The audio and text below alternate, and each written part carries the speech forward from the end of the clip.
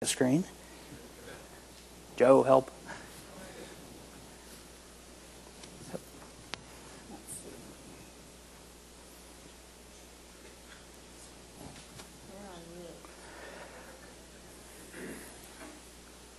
Perfect. Nope. Yep. Boy, this is new. I'm so old. In the middle, 560. Thank you. Got it. Perfect. All right. Audience Thank you, Julia. participation. Okay.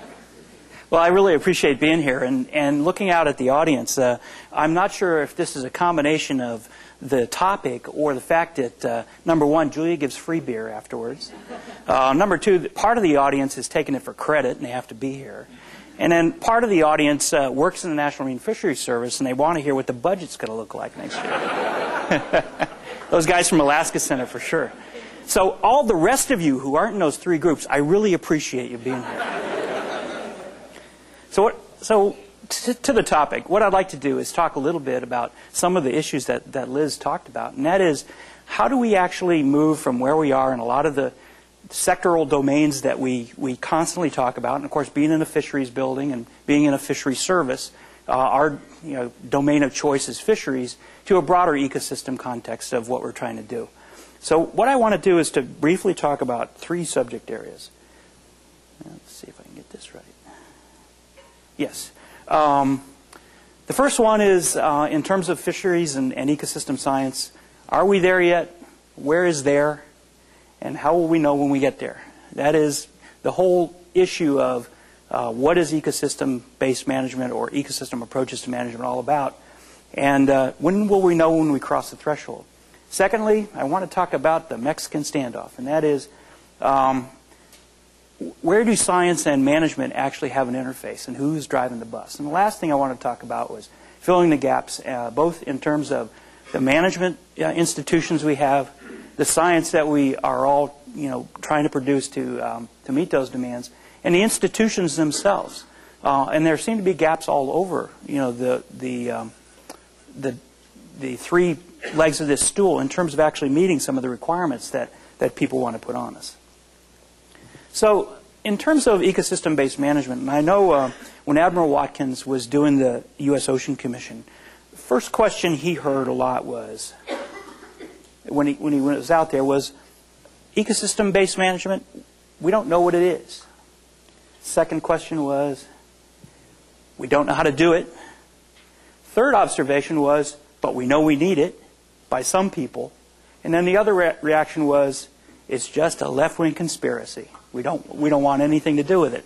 And that really is where a lot of the jumping off point that we have in terms of ecosystem-based approaches to management is. And it's been a very heavy lift to convince people, number one, that we do know what it is. We have a good notion of how to do it. And it's not a left-wing conspiracy. It's actually something that's mainstream in terms of the types of things that we're going to do. So I'm going to try to run through what I call the 10 myths. And I do think that in some instances that people are propagating these myths for a variety of reasons. I'll try to get into that a little bit because I think when you look at some of the sectors and some of the people that are involved in the management arenas that we have, this is scary stuff. Because this necessarily means that there are going to be more different partners at the table than traditionally we've dealt with. And that means we're going to give up some control in order to implement this. And when you're in a system that's well greased and well oiled, you understand the rules. Not understanding the rules and not understanding how things are going to be weighted is really giving up some substantial amount of power. And so I think that's actually at the heart of a number of the issues that we've got for people propagating these first two myths. We don't know what it is and we don't know how to do it. So I wanted to mention the jumping off point for a lot of what's happening in government, and that is from the Oceans Acts of 2000, which Bill Clinton put in. We went to basically the U.S. Commission on Ocean Policy.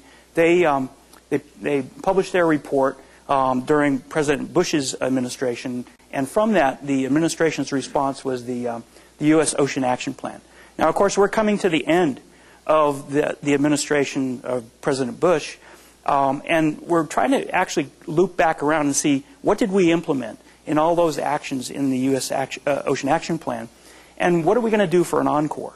A lot of people are quite disappointed, and I am expecting to see a report card probably in the next week or so from the combined ocean commissions about what we've been able to do well and what we need to work on.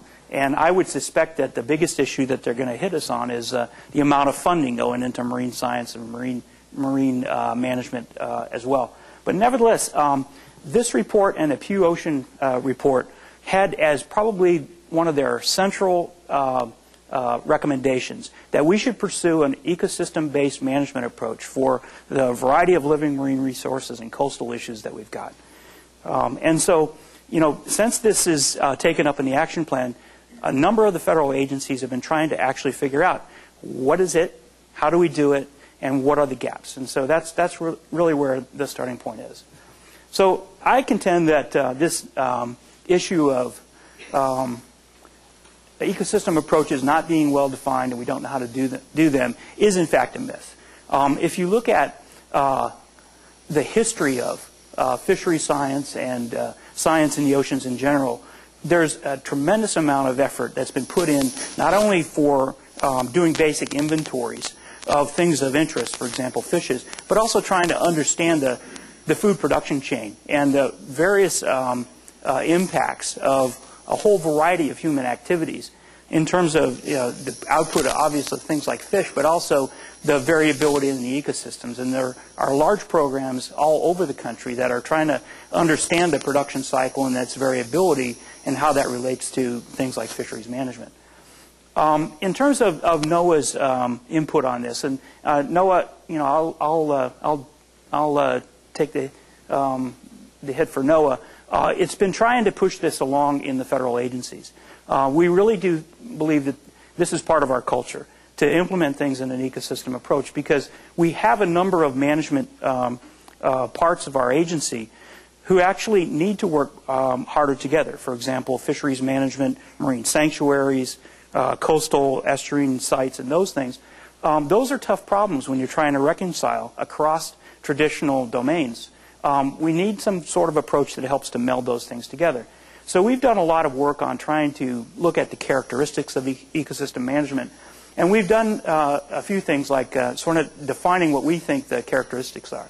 For example, that the underlying notion of ecosystems as opposed to managing species is that there's some level of geographic definition. And I'll talk a little bit about geographic definition because, frankly, that's probably the biggest sticking point that anybody has, and that is drawing boundaries in the ocean when we know that we're on environmental continua for all sorts of things in terms of management regulations. But clearly, defining that geographic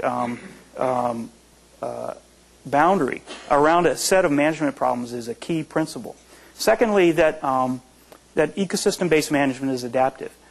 Clearly, we don't have enough information to understand all the dynamics that we need to know about when we're trying to anticipate, for example, the coincident change in ocean climate along with a whole variety of human effects. But nevertheless, if we set up ecosystem-based management as a learning by doing, that we can actually sort out the relative strength of various drivers. And so understanding that it will be an adaptive management regime and it will be based on trying to use experimental approaches along with the regulatory regimes we have, I think is putting us on the right path. Third, that it's collaborative, and that is we need mechanisms to actually work across traditional sectors. This is a tough thing to do because when we've got environmental NGOs and fishing interests and people who want to pursue individual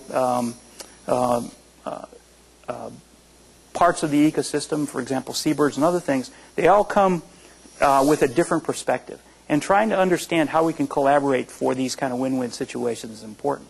The rules for collaboration are yet to be written in many cases, and we see a lot of our institutions sort of adapting on the fly.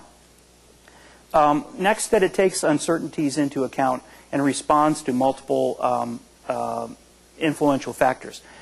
Clearly, when we go to the ecosystem level of organization, the amount of uncertainties multiplies. In fact, it probably goes exponential in terms of the interactions between animals, the interactions between animals and their preferred habitat, and the interactions between animals and climate. Nevertheless, if we actually confront those uncertainties directly in the management regime, then we can allow for the consequences of false assumptions in terms of what we're doing better than if we pursue all these things individually. Next, that it balances these diverse societal objectives. And I think clearly we all know how diverse those societal objectives are. And last, that it is objective. And objective means it's science-based. And a lot of ecosystem-based management has a lot of preaching going on with it. And I think clearly in the science sphere, trying to understand the nature of ecosystems and what their critical drivers are is really our challenge. I would contend that ecosystem approaches to management have been implemented in many formal and perhaps even more informal ways in a lot of our management institutions. We're probably not getting full credit for it because a lot of people don't really perceive those things as actually being part of ecosystem-based management. So, for example, when we're looking at the management of deep corals along with the fishing regime, clearly protecting vulnerable habitats is one of the basic principles of ecosystem-based management.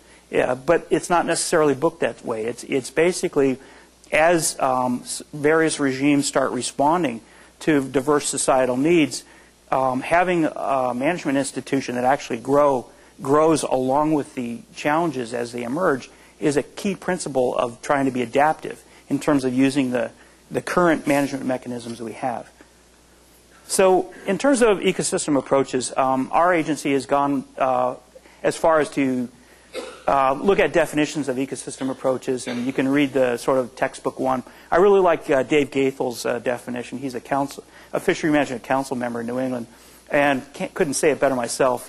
It's looking at the whole picture. It's not just drilling down about the status of stocks, either protected species or whatever, but trying to understand the health of the ecosystem in general, and understanding that healthy habitats and the environment are really precursors for what we're doing with trying to manage the stocks we're charged to manage with, at least in fisheries.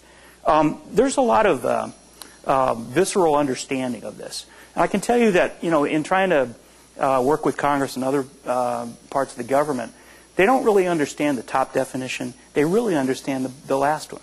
And frankly, we've had a lot of interest among people in Congress and other places to do exactly this, to try to figure this out. And frankly, I think the challenge is ours to, now that we've sort of created this market demand for ecosystem-based science, our challenge is to actually put the flesh on the bones and figure out what our priorities are.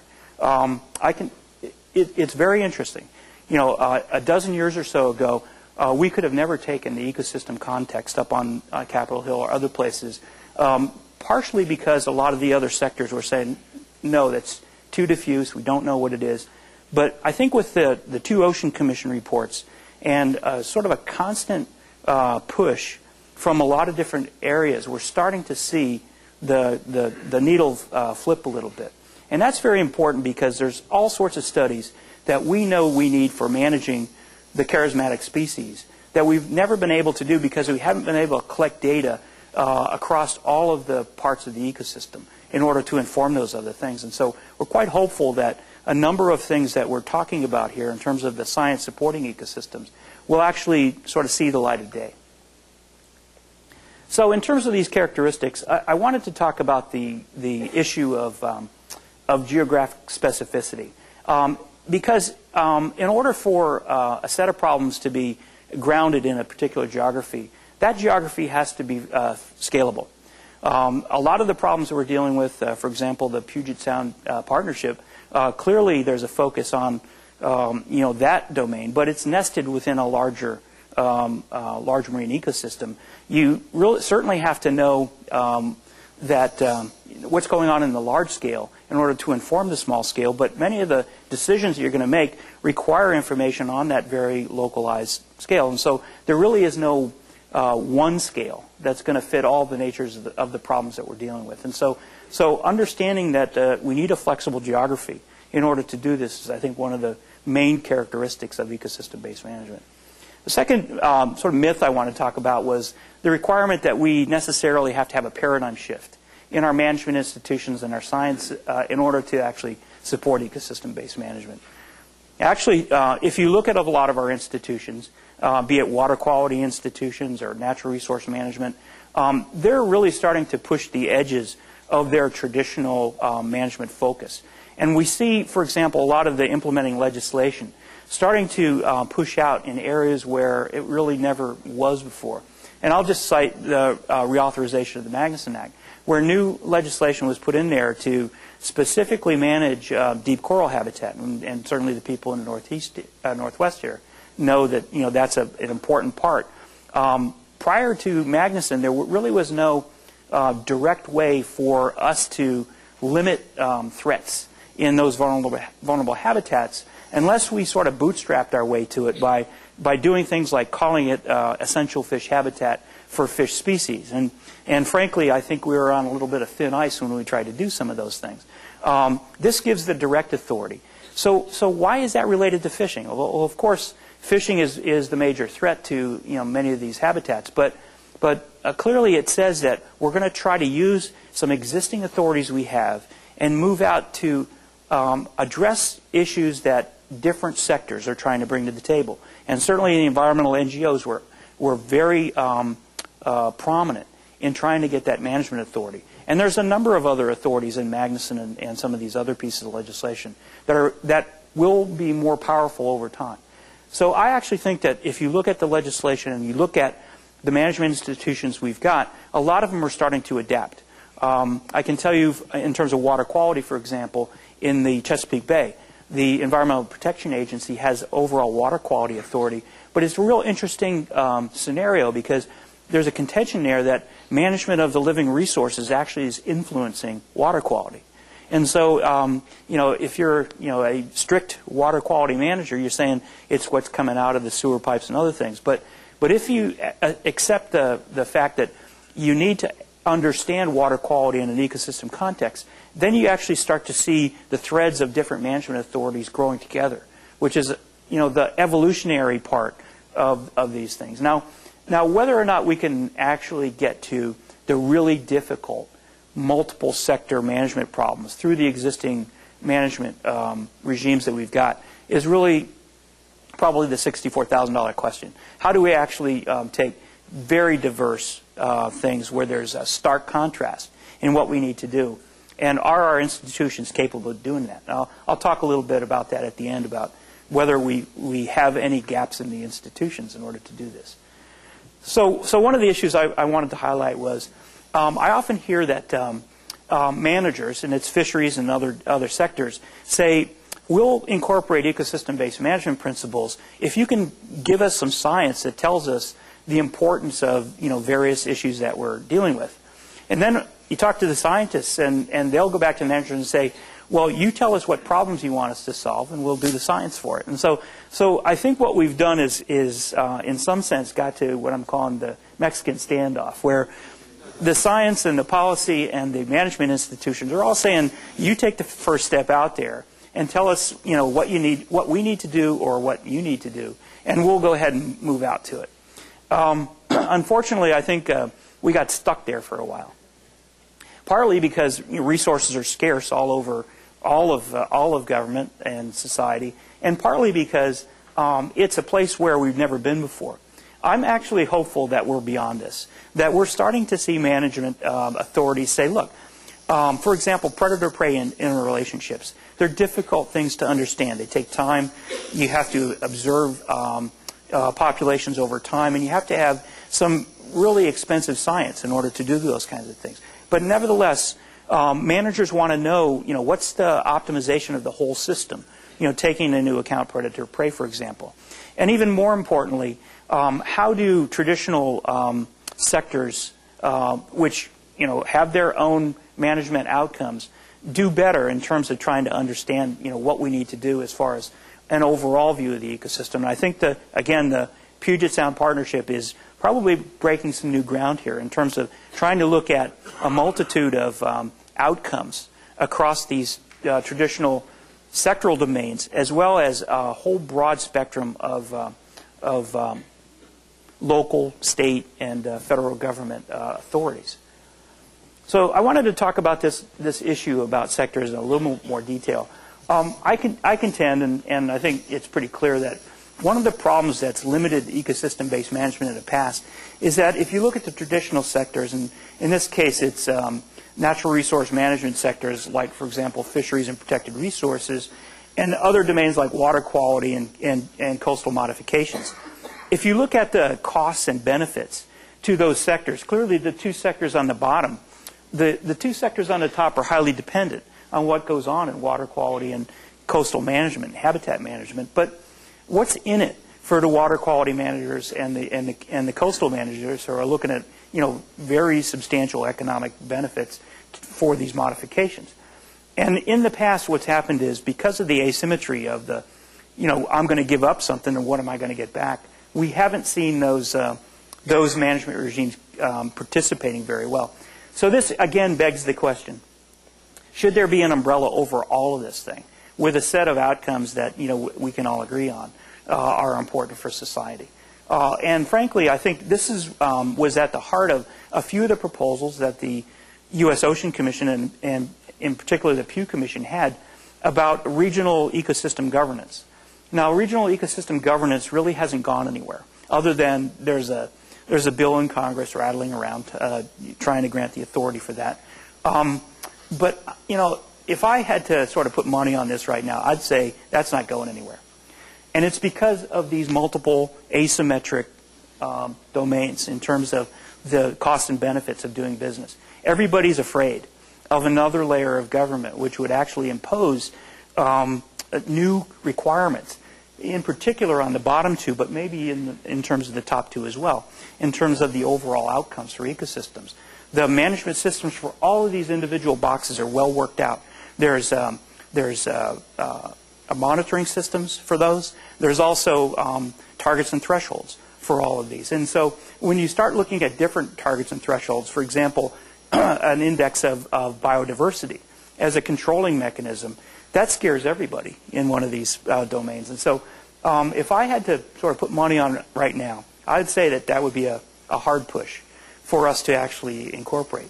But that doesn't necessarily mean we can't do a lot. And I'd certainly take an argument from anybody else in terms of what the betting might be on regional ecosystem-based management. So the third myth, and I won't go through a lot of examples, that there are no good examples of ecosystem-based management or ecosystem approaches in practice anywhere in the world's oceans.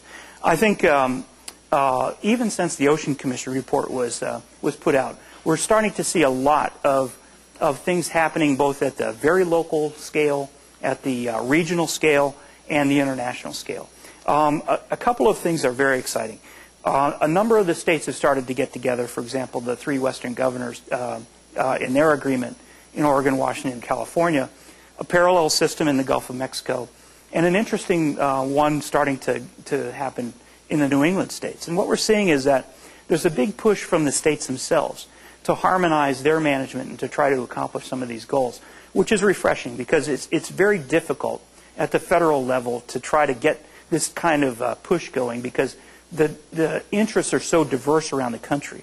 Whereas if you talk about three Western governors, the interests are diverse, but they're probably a little closer in terms of, you know, the overall outcome. And so I actually see sort of a middle out where, you know, a lot of the progress being made right now in looking at examples of ecosystem-based management is at this middle layer of government. And of course, you know, the Western governors is a very new concept in terms of what its action plan is, et cetera. I don't actually even think the action plan is in concrete yet. But nevertheless, one of the keystone pieces of that is trying to affect ecosystem-based management, which is very exciting. And of course, if you look at a smaller scale in the Puget Sound, clearly you've got the same sort of activities, you know, centered around obviously restoration of salmon and restoration of water quality and restoration of habitats. But nevertheless, looking at ecosystem-based principles as the outcome.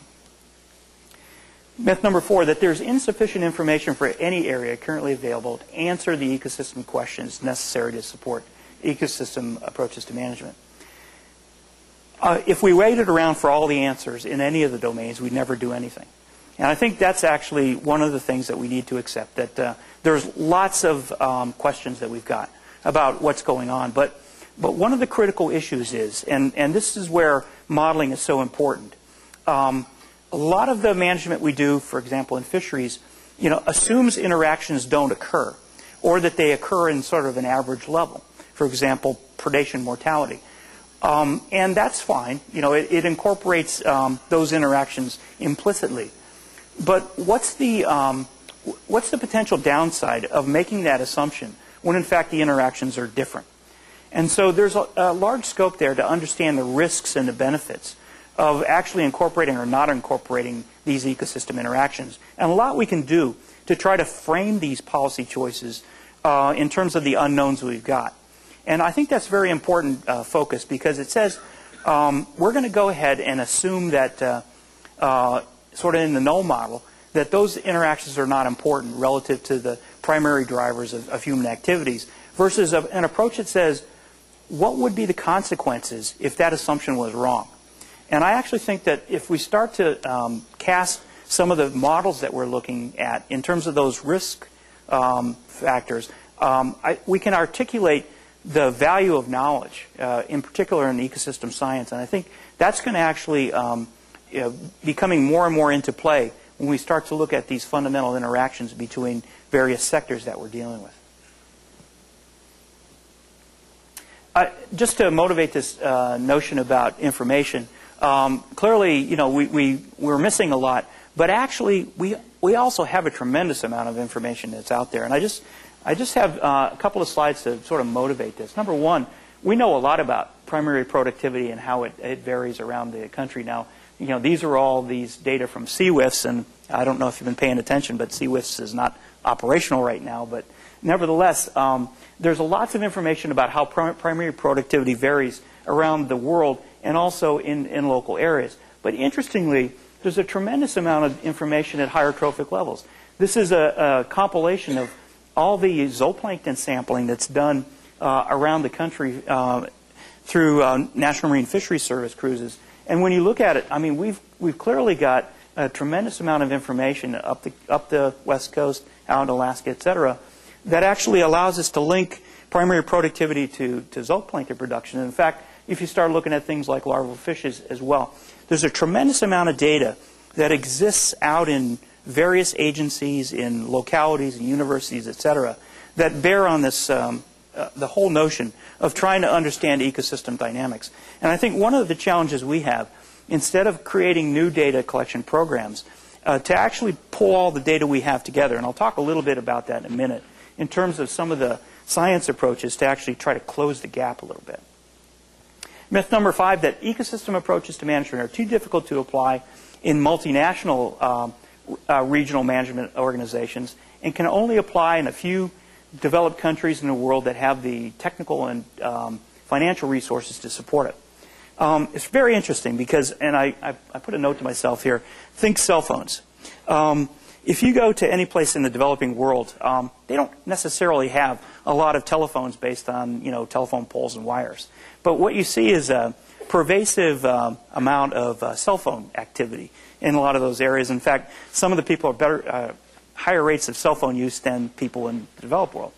The point here is that a number of the institutions and funding organizations are not creating all the institutions that we typically deal with. A separate agency to deal with water quality, a separate agency to deal with fisheries management, a separate agency to deal with XYZ. They're going right to the ecosystem approaches because they don't have this baggage of 100 years of history in those individual domains. And so a number of the programs like the Large Marine Ecosystem Program that's supported by the Global Environmental Facility are trying to implement these institutions directly, and frankly having some success at it. Now obviously the level of investment is relatively poor, but what you don't have is this sort of interagency angst going on in places where there really is no capacity to deal with any of these problems anyway.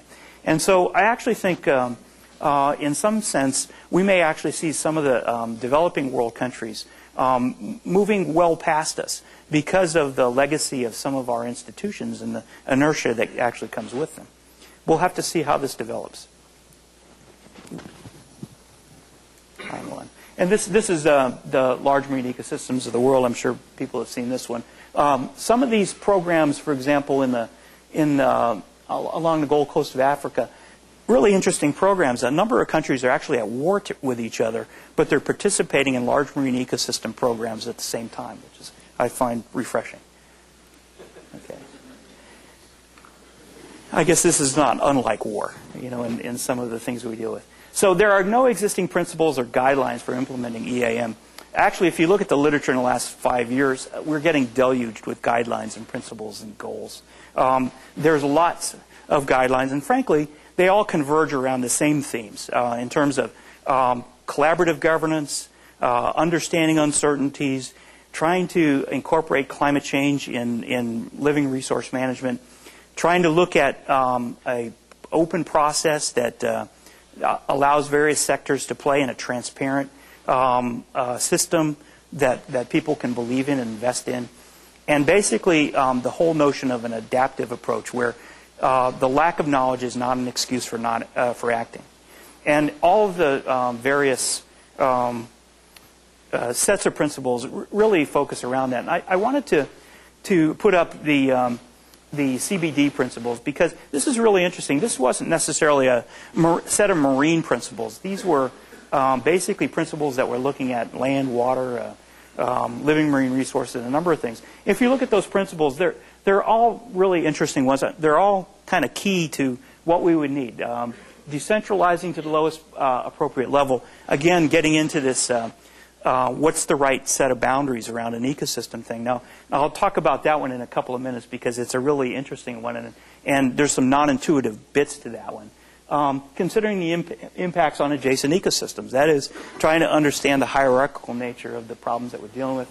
Manage ecosystems in an economic context. Now, remember, this is the institution that's managing biological diversity. They're talking about managing ecosystems under economic principles, which is trying to basically have sustainable use along with sustainable biodiversity. A couple of other of these principles are important. Obviously, the appropriate spatial and temporal scales. The fact that change is inevitable, that setting a baseline for some of these ecosystems and trying to necessarily return to baselines that may have been there for 50 or 100 years ago is probably not a likely scenario. So much change has happened in the footprint across the Earth that setting practical goals in terms of the outcomes is more likely to be successful. And the last one I wanted to talk about was involving all the relevant sectors of society with all forms of relevant knowledge, and this includes non-traditional knowledge. And in an institution like this, of course, we're all very quantitative, and we want to understand the mean and variance on everything that we deal with. There's lots of societies out there where that is not their frame of reference, and in many cases, there's lots of interesting non-traditional knowledge that comes to play. And I'll just cite one example out in Hawaii where traditionally the fishermen out there knew that to go to a certain place to understand where to fish for sharks, for example. And it took a lot of technology to figure out that was under the control of a lunar cycle. There was a lot of tagging that went on and all those kinds of things where if they'd asked the sort of traditionalists about those things, they could have sort of found out about those things. We need to be open to non-traditional types of information because that actually is an entry point for the whole legitimacy of multiple stakeholder management regimes. And if you discount the knowledge framework that people bring, then you're basically excluding those kinds of people in terms of what we're dealing with. So these are really good principles. I mean, there's a really nice piece of work that CBD put out with this, but they're very flexible. And I think those are the kinds of principles, frankly, that if we can imbue in some of our legislation as it's being passed, I think we'll actually get there in terms of getting there in pieces. So in terms of some operational objectives, we talked about principles, but really it gets down to operational objectives. What are we trying to accomplish in ecosystem-based management? First of all, obviously, we need a governance and stakeholder process that is considered valid by the stakeholders. And until we can actually put those governance institutions in place, it's going to be very difficult for us to get buy-in for the kinds of things that we want to do. And frankly, anything we do in the marine world, there has to be a heavy dose of buy-in for us to do that, because an agency like ours that's heavily regulatory, we can do things that are unpopular, but we can't sustain them necessarily because of the backlash that comes back through Congress. And we've seen that even in the institution of the new revisions to Magnuson. Already we're starting to see bills come back in through Congress to change what they've just done. Don't know if it's going to be successful, but nevertheless, if things are vastly unpopular and people feel like they're disaffected in the process, then the whole governance institution is not going to be sustainable. Secondly, that we conserve the essential parts of the ecosystem. That is, we do the sectoral stuff very well. We're converging very rapidly on ending overfishing in the United States. By law, we have to do it by 2010. We've got about 40-odd stocks out there that still haven't technically met their overfishing definitions. We will meet the letter of that law, because the failure to do that will mean we'll be in court. And the courts will take over fisheries management, and we don't want that to happen. So in terms of the basic conservation of parts, I think a lot of our institutions are making a lot of progress. It's really the conservation of the essential processes of ecosystems, the habitat interrelationships and the production cycle and those things that is kind of the shy fruit of all this. Now, a lot of people contend that if we do 1 and 2 really well, that 3 will necessarily happen. And certainly 1 and 2 are requirements.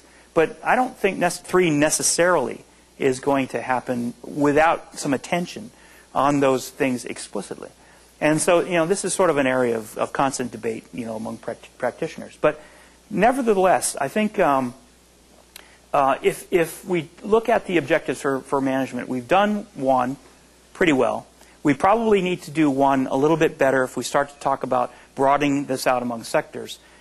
Almost all the institutions we deal with are doing 2, mostly because there's a legal authority to do that, and also those are actionable kinds of things, and we see the courts very aggressive in marine issues. We don't really know what to do with 3.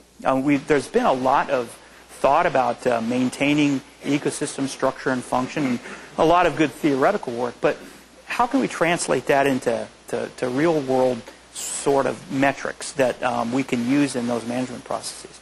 It's really something that we as a science community have to think about. So just in terms of, very quickly, I'll just look at the headings. In terms of developing the governance system, clearly managing the trade-offs is the primary function of a broad multi-sectoral governance system. And those trade-offs can be difficult.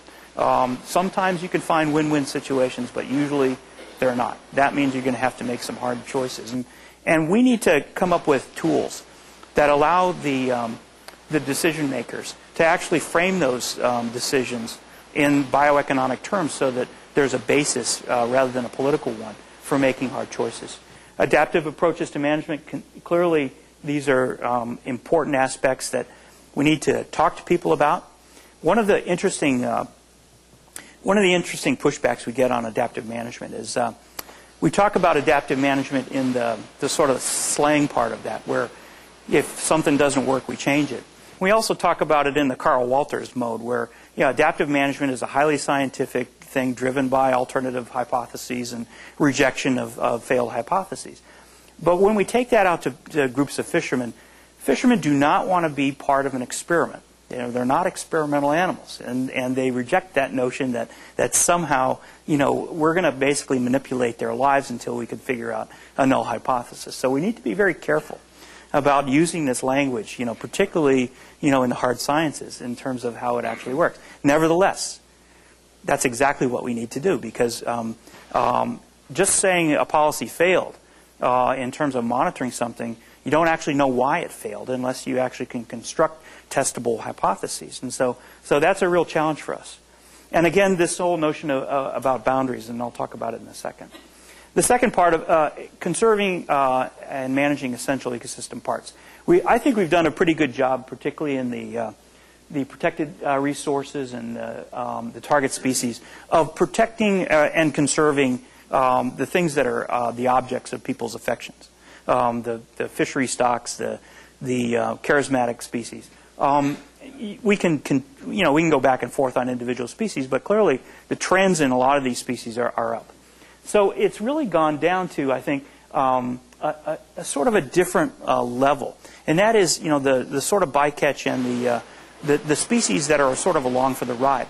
And what we find is that our list of species is growing almost exponentially in terms of the things people are interested in. And so, we've done these sort of traditional assessments on things for a long period of time. But now we're starting to see other species that people are interested in, that people are trying to pay some attention to. Eulicon on the West Coast is now an interesting species to people. We're going to see more and more of that, sort of people working down the food chain, as it were, in terms of the types of species that we're dealing with. Now, in terms of accounting for ecosystem processes, obviously, understanding feedback effects is the critical piece, because that actually informs a lot of the trade-off analysis. And feedback effects are things like predator-prey interactions and impacts of habitat degradation by human activities on the productivity of stocks and other things as well. Maintaining the productivity and the balance of the ecosystem, again, we have a notional idea of what we mean, but in terms of actually setting hard and fast objectives to pursue for a balanced ecosystem, there's been a lot of proposals, but not a lot of things that the scientific community would stand behind, saying that those are sort of actionable kinds of things. And last, accounting for climate variability. And this is really all of our challenge right now. We're starting to see a lot of our traditional ecosystems really being perturbed dramatically by impacts of changing oceanographic conditions. And in this area, obviously, the issues of looking at the PDO and the whole cycle of productivity on the West Coast relative to the natural variability of that system versus what we would call the trended variability, the trended change. No more so in Alaska, where the melt-off of sea ice is having I hate to use the word spectacular, but clearly a tremendous signal in terms of not only the distribution and abundance of species, both on the protected species side as well as fisheries, but maybe even fundamentally rewiring the underlying ecosystems that we're dealing with in terms of being benthic versus pelagic systems. And that's going to have an important impact on a lot of the ecosystem management issues that we're dealing with. One of the issues, of course, that people in Seattle know very well is the issue of ocean acidification. And frankly, that's an issue that we're only starting to scratch the surface on. When you look at fishery landings in the United States, over half the value of fishery landings are either bivalves or crustaceans. And then clearly, if we're in an acidified world, those species are at risk. And so it's an issue of the corals, but it's also a fundamental issue for a number of the species we deal with. So trying to merge the traditional climate people with the challenges that we have in ecosystem management is important. Myth number 7, that there are no appropriate management benchmarks associated with indicators of success in achieving ecosystem objectives. Well, if you accept the proposition that, first of all, we're trying to conserve all the primary species in the system, we have lots of management benchmarks for those. We have management benchmarks for the success of the governance system. We don't really have management benchmarks, at least that are widely accepted in the community, about the preservation of ecosystem processes. And therein lies what we need to work on. That's not to say that individual management regimes can't establish their own heuristic benchmarks and use them, but that's something that we probably want to shy against, because one of the things that we've been able to do with the management benchmarks for protected species and fisheries is actually put an economic value on achieving those benchmarks. How do we actually value achieving a balanced ecosystem? What does it mean in terms of our economy, intergenerational welfare, etc.? We really have not gotten to that level where we can actually use that as a basis for trade-offs. Myth number 8, a complex model of species interactions among all components is necessary to guide ecosystem approaches. As I talked about before, clearly those are helpful. In the absence of them, risk analysis is going to be very important, and I think it creates value in trying to understand these components. Even without those things, trying to understand where we think the system might go is extremely important. Trying to look at the information we've got, look at the trends, and use semi-quantitative approaches to try to look at what we might anticipate is going to be a lot more useful to managers than assuming that some of these interactions actually don't occur. Number 9, that it's impossible to establish the boundaries necessary to define ecosystem approaches to management. Boundaries, drawing lines on a map is probably one of the most difficult things we do, because people see boundaries as hard stops in terms of activities. And I can tell you, in looking at ecosystem approaches and dealing with our constituencies, no sooner do you draw a line on a map than you get basically 3 or 4 alternative line drawings and gerrymandering going on. And it certainly happens in a terrestrial environment. It happens in the marine environment as well. But when you actually look at issues, particularly in these marine boundaries, and take this sort of hierarchical approach, I think it actually blunts this a little bit. And so, clearly, the notion of hard boundaries in the ocean is one that we've been dealing with for a long time, and it's a typical shot off the West Coast. Very highly complex ecological system, changes on temporal scales of a week or two. It really depends on the processes that you're interested in terms of the boundaries that you establish for any particular management problem. So if you're dealing with these millennium scales and global things, that's one domain. If you're dealing with phenomena and regulating them on the data hour to week time scales, then that implies other boundaries in the ocean. It really depends on the nature of the problem. And I wanted to talk about not only the nature of the ecological system and its variability, but also the governance system that we're dealing with. We deal with a whole variety of governance systems. The most obvious one is governing private property. People make their own decisions. And it scales from private property to local governments to regional governments, which might be some region within a state, state governments, and then state compacts, the federal government, and then you deal with these whole variety of international agreements like regional management organizations, which can be combinations of federal governments. And then you've got basically global management organizations. And I'll put the NGOs and academia over in a different bin. And then you sort of look at marine ecosystem geography. Clearly, a lot of private property at the scales of bays and estuaries, that's a major constituent of how watersheds are managed. If you sort of go up this scale, you can see that there's kind of a way that you can actually select any one of these geographic scales, and it'll intersect across several different domains of governance.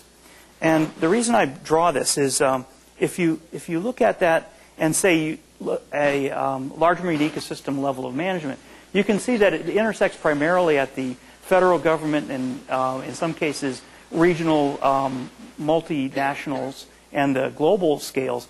But what it implies is that everything below that is part of the management system. And so remember in the CBD principles, we talked about management actually being pushed down to the lowest level possible. And so when you think about it, even management at the private property level implies that everything below this, in terms of like the federal government involvement, actually occurs there as well. And so managing things at the local level implies that all these other levels of government actually have to be involved. And so it's not necessarily a panacea that you get down to a very small level and you can sort of dilute the control of what you're doing. And so we need to be cognizant of the fact that there are multiple layers of government, even with dealing with things like large marine ecosystems, and particularly as you get to lower and lower levels. And this is why things like the Puget Sound Partnership are so complex. There's overlaying federal regulations, a lot of local issues that you've got to deal with. And so, frankly, the smaller scale you get, the harder it is in terms of dealing with some of these problems. We in NOAA are trying to work with a spatial scale of geography that's important to some of the problems that we're dealing with, and we've tried to parse up the United States into these 8 large ecosystems. Now, clearly, we've got a lot of management issues that deal at local scales within these, but you can see that there's some logic here in terms of the sort of ecological dynamics of these individual systems. And if you go around the country and sort of look at the management issues, I know you can't read this very well, but one of the important points about this is that if you go sort of anywhere in the United States, the management issues that we're dealing with are fundamentally different. So, for example, if we're dealing with the state of Alaska, you're looking at the impacts of the loss of sea ice. You're looking at tribal issues and management of marine mammals and stellar sea lions and a whole variety of things. It's very different from the Caribbean issues of coral bleaching, et cetera.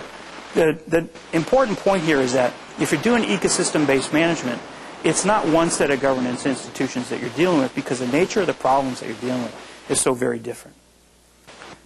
And so this basically motivates the whole notion of a hierarchical geographic scale in terms of dealing with these problems. And so in terms of the scale, and the cartoon here is sort of roughly the West Coast, Alaska, and Pacific Islands, badly.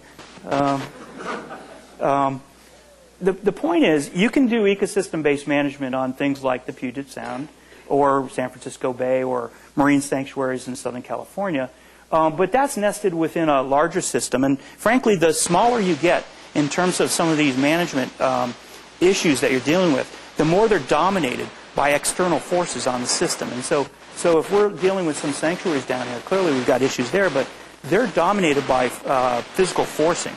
That's at the large marine ecosystem scale. And so the underlying point here is that you have to sort of pick the scale relative to the types of pressures on the system and the importance of the various drivers. And so what we need is not one set of geography that we're trying to pick for ecosystem-based management, but a hierarchical geography that will fit back together again in terms of dealing with these problems at the local or state or federal government level. And so there, I think, we soften the boundary issue. Instead of drawing a hard boundary around one of these things, we know that we have to deal with the boundary conditions that are influencing some of these things. And I think we can get over this notion that we have to draw consistent geography around the country and do ecosystem-based management that way. So the last myth I want to talk about was, this is my personal favorite, that marine protected areas are an essential component of EAM. Now, I'll tell you that within my own agency, we have a lot of people that their primary job is to manage marine protected areas. And so I have a very vigorous discussions with my colleagues about this.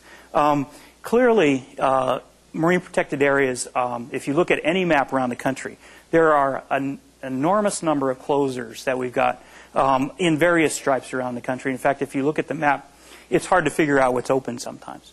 They all are certainly valid, and they're put in for various reasons. But that doesn't necessarily mean that you have to have them in order to do these things about governance, about protection of target species, about understanding basic ecological processes. They're a tool, like everything else we do in marine management. And that tool is going to be successful to a greater or lesser extent, depending on the nature of the problem. This is probably one of the most difficult issues we deal with. And frankly, some of the user groups that we deal with equate one to the other. They don't necessarily like one, like MPAs, and so they're willing to throw over ecosystem-based management at the same time. And this is a difficult struggle, in particular recreational fishing groups, where you have a highly allocative nature of a management tool, have really been pushing back in terms of some of these issues on ecosystem-based management because of the association of one with the other. So I'll leave that there. So I'm going to start wrapping this up here a little bit. In terms of key needs supporting ecosystem approaches to management, first of all, in order to support the kinds of things we need an operational observing system that integrates the biology, the physical oceanography, the chemistry, the ocean-atmosphere links, and the socioeconomic information so that we can validate those kinds of models we need to do the trade-off analysis. And they need to be provided at the appropriate geographic scales. And we just talked about the importance of geographic scale in terms of some of these issues we were dealing with. The system, in terms of a broad-based observing system, is probably about half built in terms of the investments we have right now. A lot of interest in intensifying that system for a whole variety of things, particularly some of these things like chemical oceanography and socioeconomics are much poorer along in terms of what's going on. Secondly, that we need some systematic reporting on the status of marine and coastal ecosystems. We have systematic reporting on water quality. We have systematic reporting on the status of protected species and fisheries stocks, etc. But people ask us all the time, so what's the health of the oceans? You know, what's going on? And you sort of get this, well, let me tell you about the pieces, you know. We need some sort of way to do this in an overall assessment of what's going on in ecosystems. And so we've been trying to push this notion of integrated ecosystem assessments, where it takes what's going on in the physical parts of the environment, what's going on in major biological species, and what's going on in the socioeconomic system in terms of some indicators of the health of the system. And it's not just for the purpose of supplying indicators of what's going on, but actually an end-to-end system where it would actually supply the types of forecasts and risk assessments that would be necessary to support ecosystem-based management. We don't really have a consistent reporting system for the status of ecosystems like we do these other things. And until we do, it's going to be hard for us to measure our progress in terms of what's going on and answer that question, you know, what's the health of the oceans? This is an area that's got a lot of interest lately, and certainly in our agency, about trying to imagine a system of ecosystem assessments that would be parallel with some of the other assessment tools that we normally think about in terms of what's going on. And until we can do that, we're a bit at that Mexican standoff place where if we can't tell the managers, you know, what the state of the system is relative to some of these benchmarks in ecosystems, then what's the motivation to actually take some action to preserve, you know, the fundamental processes as opposed to individual components? That ecosystem research plan that enables the linking of human activities back to the incremental change in what's going on in ecosystems. We have a nascent ecosystem research program. Those are difficult things to do, and they're more than some of all the monitoring programs that we're dealing with.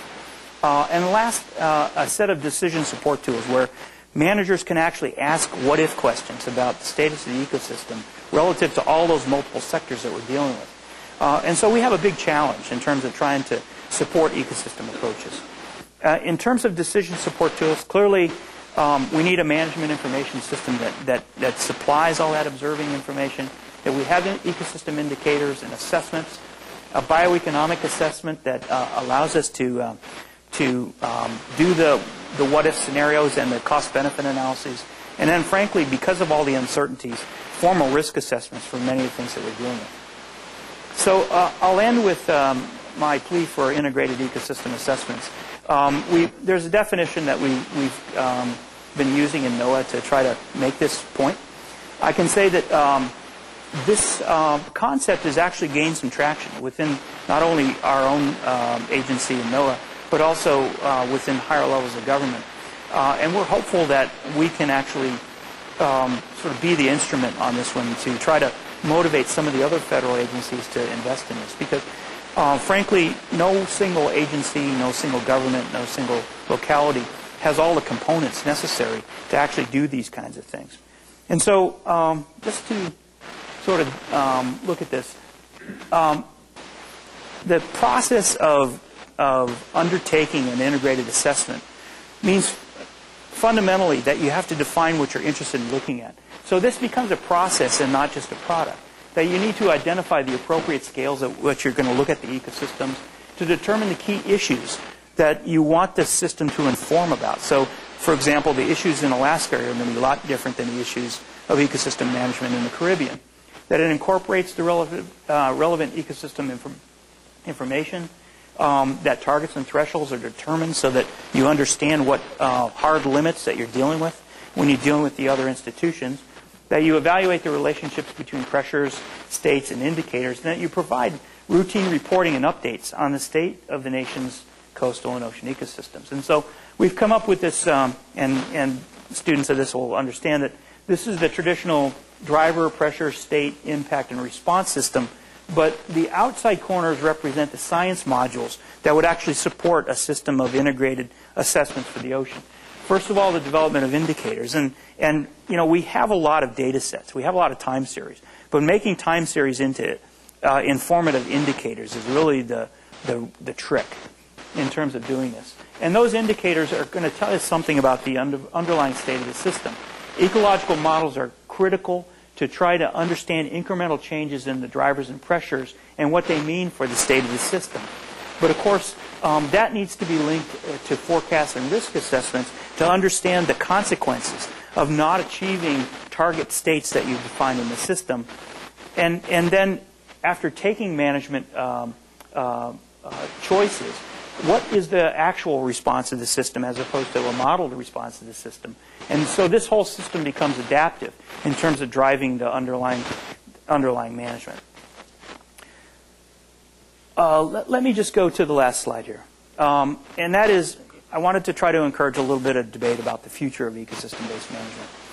First of all, and this is my contention and this is my babbling here, so yeah, I'll certainly take an argument on it. First of all, there's much we can do and much we should do with the current authorities that we have for management. So, for example, the Puget Sound Partnership and the work of the North Pacific Fishery Management Council, those are groups using what they've got. They're not pining away for a new authority. They're actually taking action with what they've got. And frankly, we have a lot of authorities to do a variety of things. And using the non-traditional ways to work our organizations to try to get them to respond is an important path forward. We don't have to wait around for 5 or 10 years to get legislation to do things. There's a lot of people willing to do this because, frankly, the push to do ecosystem-based management is so pervasive now that people are getting on the bus. And so we need to have people think creatively about what they have. We need to have the local, national, and international legislative authorities with similar or complementary principles embedded in them.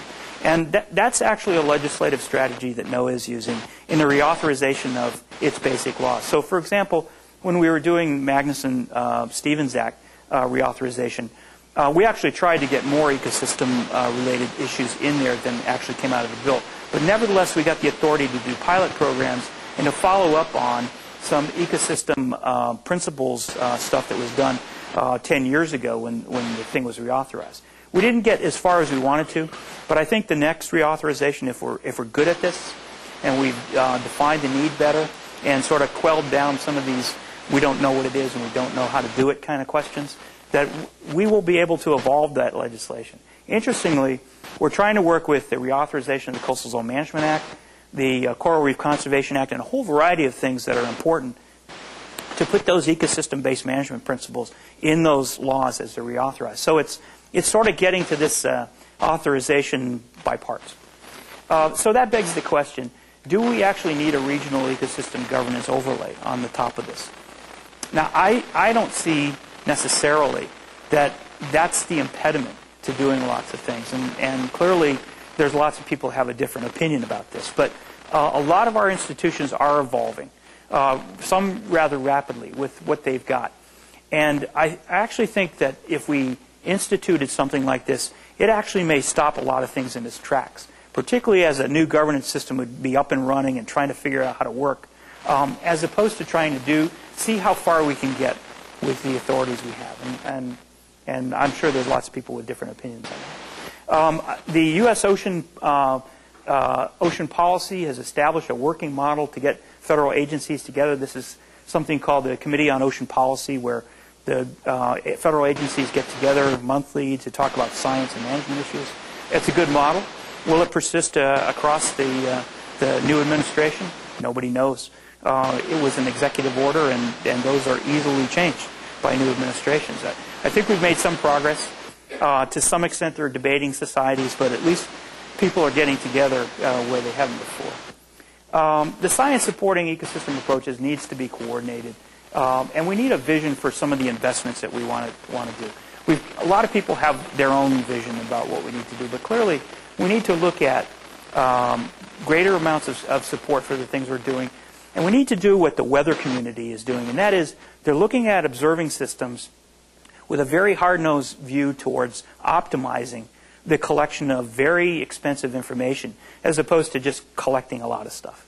And we've never really done that very much in the oceanographic and biological data collection in the ocean, where we use these observing system simulations to try to look at the optimal placement of some of these observations. And last, our management and science institutions and communities need to do a better job of communicating the notion that we do know what ecosystem-based management is, and we do know how to do it.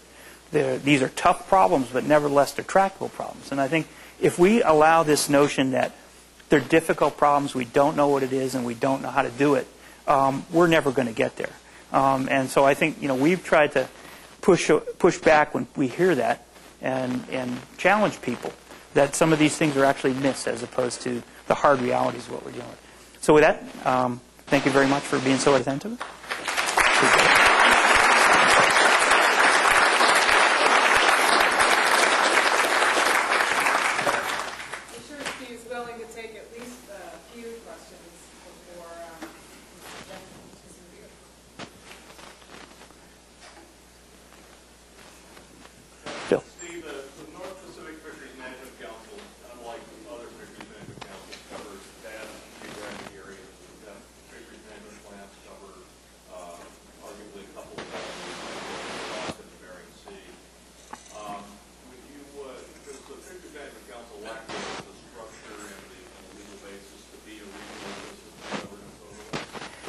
I think they're pushing the envelope. When I look at what the North Pacific Council has done, they've invited the different federal agencies to come in and consult on things.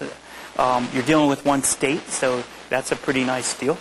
Some of our councils have lots of states, and so you get all this, diversity of opinion on what's happening. I think, and I'll say it straight up, I think they've probably pushed the envelope about as hard as you can in terms of assuming that they have the authority to do these kinds of things and be the maker of meetings. And I think they've accomplished a lot in terms of, and part of it is because they've been pushed by lawsuits, and part of it is because they've tried to set the climate of, for example, looking at things like deep coral. There was some, conversations about the importance of deep coral and other things, and the council's been proactive in dealing with some of those issues. Now, you're never going to satisfy everybody in terms of what you've been able to do and what people think you need to do, because there's extreme opinions on all sides. But I think it would be interesting to talk to the people there and to talk to them about where they think the authority gap lies. I know when we talked about reauthorization of Magnuson and actually doing ecosystem principles, the council there said, don't give us any more unfunded mandates. We can do this with what we've got. Other councils have been not so aggressive, let's say. Well, along the same lines, I was thinking how the national forest model would apply, say, to marine ecosystem management. If you just set up different provinces in the ocean and ran the way we run national forests, you seem to think that things would sort of break down at that point. On the other hand, a lot of pieces are in place for doing the resource management. What do you think the problem is?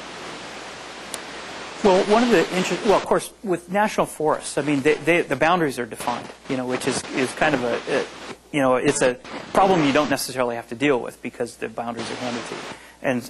And of course, in the national forest, you're dealing more and more with multi-use issues as opposed to production dynamics, and so that's brought a different crowd of people, into this sort of multi-sector thing.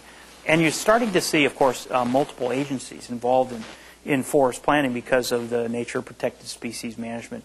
So much beyond the Department of Agriculture, other agencies have to be involved because of their issues as well. Forest management is not perfect because of the clash of so many different cultures, but nevertheless, I think that whole model has been one where you've taken the existing authorities and basically said, we're going to try to do this in the ecosystem context. One of the interesting things it's very interesting in using the term ecosystems. It kind of rolls off the tongue in the marine environment, and I don't think many of us have a problem with it. But if you look at agencies like the Department of Interior, the term is kind of waxed and waned in terms of its popularity in the agency, and it kind of reached a low plateau when they were trying to restore wolves out in the Yellowstone ecosystem, and that whole notion that this was all being driven because it was an ecosystem approach. We got one of those issues where the title was sort of equated to an outcome as opposed to a process, and I think different agencies have different tolerances, let's say, even in the marine domain now for using the term ecosystems in terms of the management things that we've got.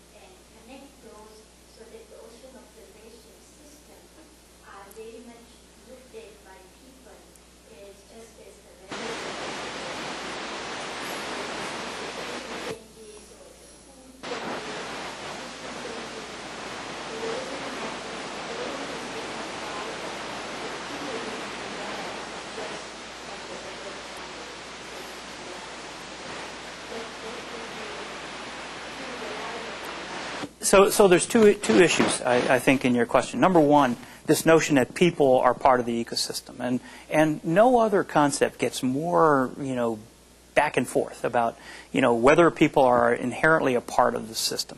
When you look at all the marine ecosystems we have, people are so inextricably part of that system now that it's hard to actually disassociate that. I mean, all the coastal ecosystems are, that's where people live. And so it's really a semantic argument right now. Clearly, humans, are having a huge impact. They're part of this system.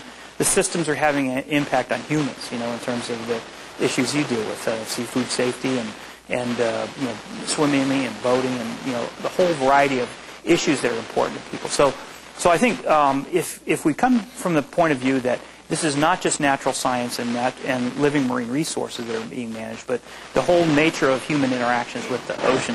What you do is you expand beyond those four boxes of the sort of traditional things into other things like managing human health impacts in the system. And what would we do in order to, assure that as a priority versus other activities that would occur there? And clearly things like looking at coastal modifications and what it might mean for activation of pollutants and other things. You put an economic value to some of those activities, and in some cases a negative economic value that goes over and above this association with living resources. So we have to make sure that we don't constrain our notion of ecosystems just to sort of traditional things, but that we actually are open to solving these management issues in a larger context. And from the Puget Sound Partnership that managing toxics is an important component of an ecosystem approach to the management of the sound. Steve, you talked a lot about coordinating the response to pressure on increased pressure and increased change in our ocean aquatic systems, and how ecosystem-based management might be a method of effectively doing that. But could you also comment on actually managing the pressure on the oceans, and specifically how resource users are using the ocean, and how zoning and property rights, which I noticed was not mentioned anywhere in your talk, might play a role in that? You talked very heavily. Don't tell my coastal colleagues that I didn't. If you look at the, let me just go back here a second. If you go back to which one? This one. The ultimate driver is the buildup of human populations at the coast. Half the population of the United States lives within 100 miles of the coast, and there's enormous pressure on that coastal margin, and it goes to freshwater habitats, estuarine habitats. It goes to toxics and a variety of other things. And so the question is, how much can we do in an ecosystem context, and how far back do you have to go to coastal drivers? There's a lot of discussion in my own agency about increasing resilience at the coast, particularly with things like hurricanes in the Gulf, that we were really exposed there in terms of these practices that allowed us to basically have huge changes in human society wrought by natural events. And one of the important things is, of course, the ecological impacts and stuff like that. And whether or not we'll ever get to a system where we actually put disincentives for those kinds of ultimate drivers, I'm not sure. I mean, one of the interesting things is the biggest disincentive right now is that after Katrina, if you want to build a house in Florida on the coastline, the insurance payments are exorbitant. And maybe ultimately, it's the marketplace that's going to help us make the coast more resilient, because Lord knows that governance systems are not going to back people up off the coast, because that's where the money's made. So that's an important one. And clearly, if we're only managing some of these activities and not addressing the ultimate drivers, I mean, there's only so much we can do. It's a good question.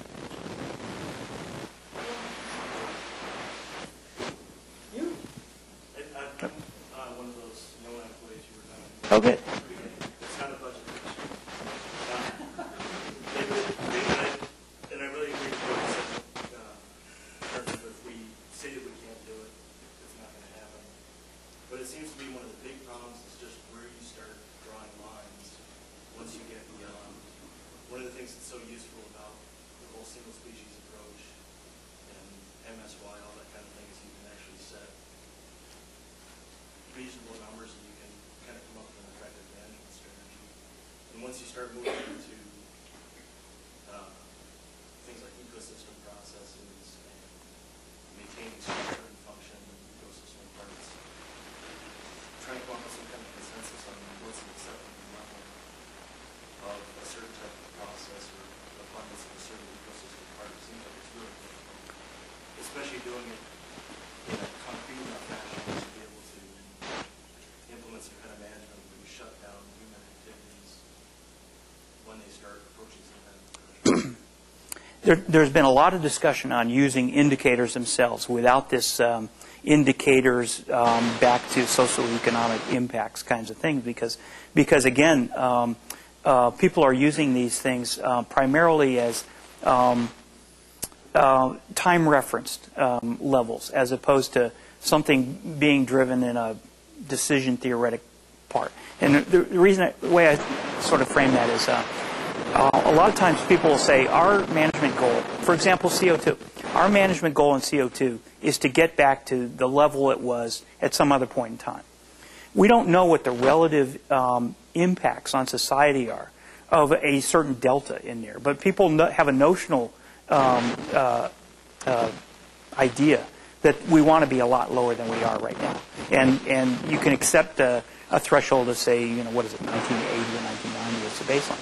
What that actually means in terms of the benefits to society, we haven't been able to quantify because they're difficult problems. But at least it gives us a starting point. In many places where we've done those kinds of things, they've reached those, been able to reach those thresholds. And people have learned about the system, what it takes to do that, number one. And secondly, what it might actually mean in terms of some of these other outcomes. And so I think, initially we're going to have to sort of set some targets based on this notional, we want to move back in history or whatever. And maybe we'll learn enough to actually put it in a decision-theoretic context where an increment in change, feeds back to an increment in benefits to society. That's a really good question. Because when you think about it, we're going to mix targets and thresholds. We have the hard targets and thresholds like you talked about, in restoring fisheries, and the indicator-based ones, the temporal indicator ones. And looking at a set of science that actually can mix those things back and forth is that's where we're at. That's where we're at.